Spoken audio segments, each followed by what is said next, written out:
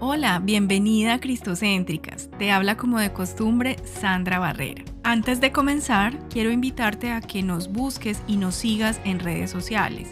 Encuéntranos en Facebook e Instagram como @mujercristocéntrica. Durante la semana publicamos cápsulas y reflexiones bíblicas que te pueden ser de mucha ayuda para enriquecer tu relación con Dios. Así que síguenos y comparte nuestras publicaciones.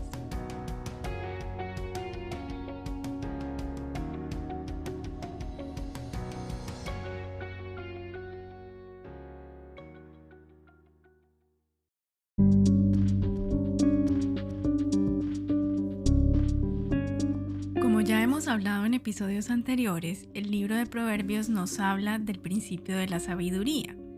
El principio de la sabiduría es el temor de Dios. Pero, ¿cómo es Dios? ¿Cuáles son sus atributos? ¿Cómo vamos a obedecer a un Dios que no conocemos? Una de las formas en que Dios se da a conocer a nosotros es a través de la Biblia.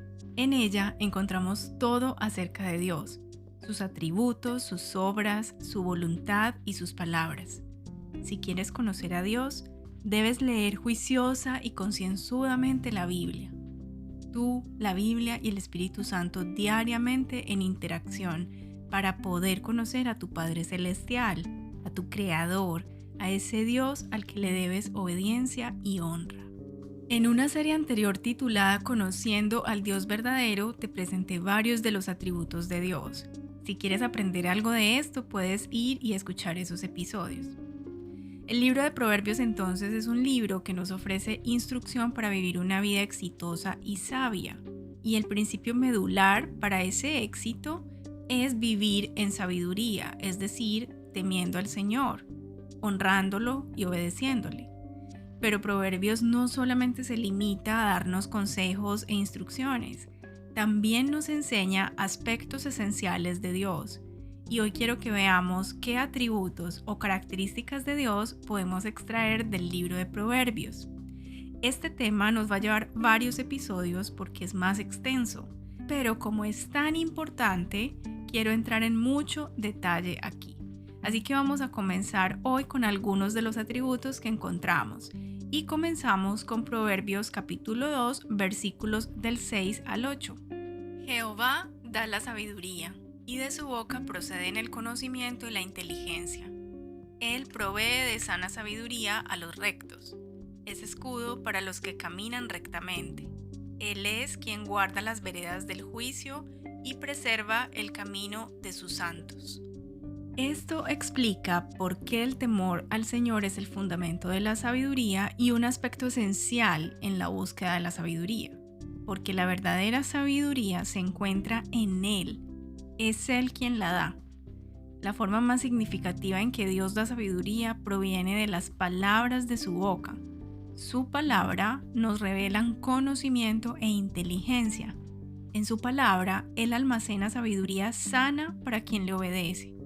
Pero no solo eso, sino que Dios trabaja activamente para defender, proteger y preservar a los que andan en sus caminos. Todos necesitamos esta defensa de Dios para obtener la inteligencia adecuada. Hay tantas ideas erróneas en el mundo que nunca nos aferraríamos a lo que es sabio y verdadero si no encontramos en su palabra la defensa contra lo falso. Entonces, lo primero que aprendemos de Dios en este pasaje es que Él es la sabiduría.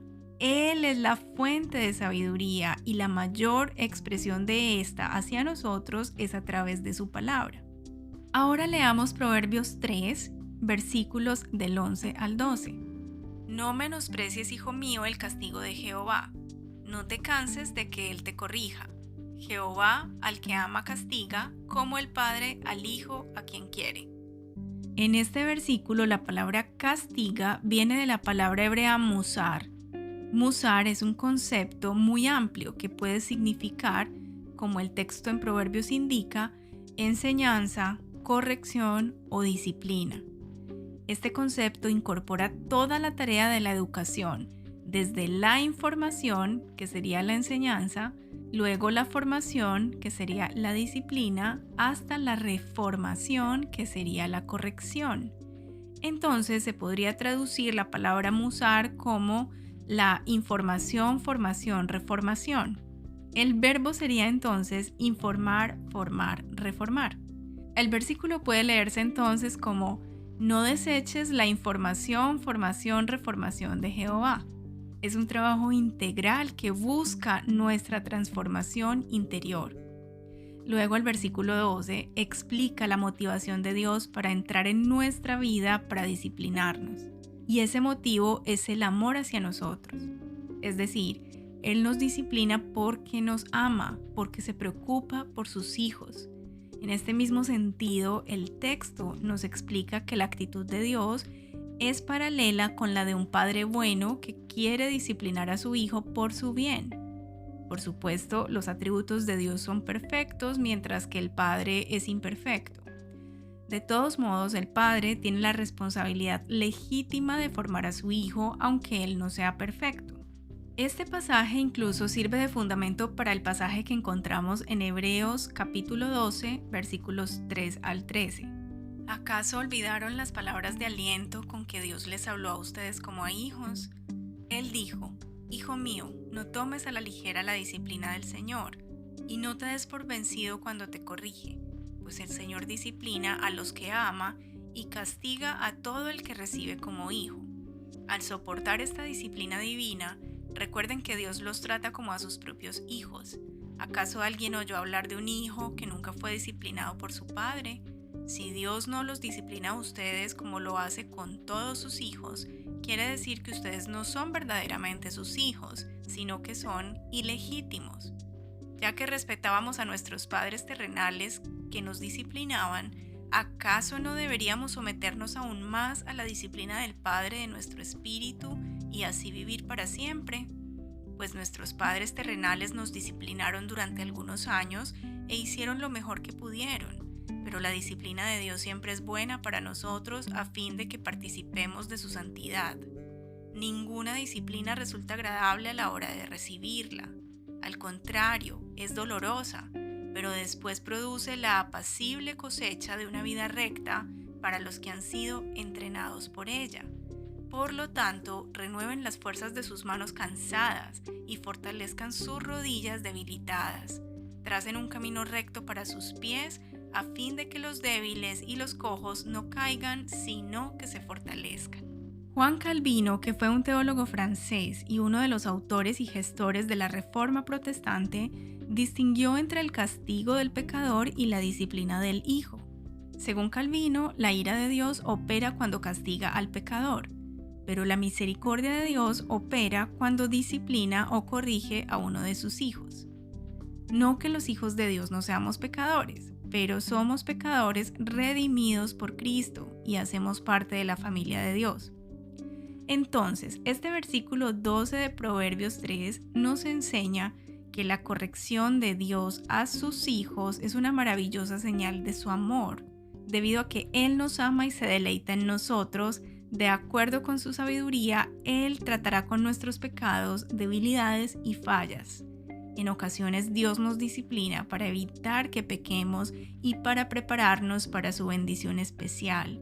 No importa cuánto nos hiera la experiencia, nunca nos dañará, porque Dios siempre nos disciplina con amor. Quedémonos con estos atributos de Dios el día de hoy. Él es la fuente de toda sabiduría. De Él procede el conocimiento y su inteligencia. Y esto se manifiesta a través de su palabra, la palabra de Dios a la que nosotros tenemos acceso. El otro atributo que aprendimos hoy es que el Señor nos disciplina, pero su motivación es el amor. Quiere cuidar de nosotros. Es decir, Dios es el mejor Padre. No te pierdas entonces el episodio de la próxima semana, en el cual continuaremos descubriendo los atributos de Dios en el libro de Proverbios.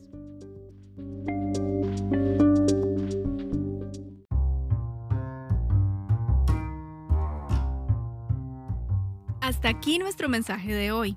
Espero que esta reflexión haya sido de bendición para ti. Compártela con tus amigas y familiares. Si tienes alguna pregunta o comentario acerca de lo que hablamos hoy, por favor envíala al correo contacto@cristocentricas.com. También puedes sugerirnos temas para grabar en futuros mensajes. Dios te bendiga.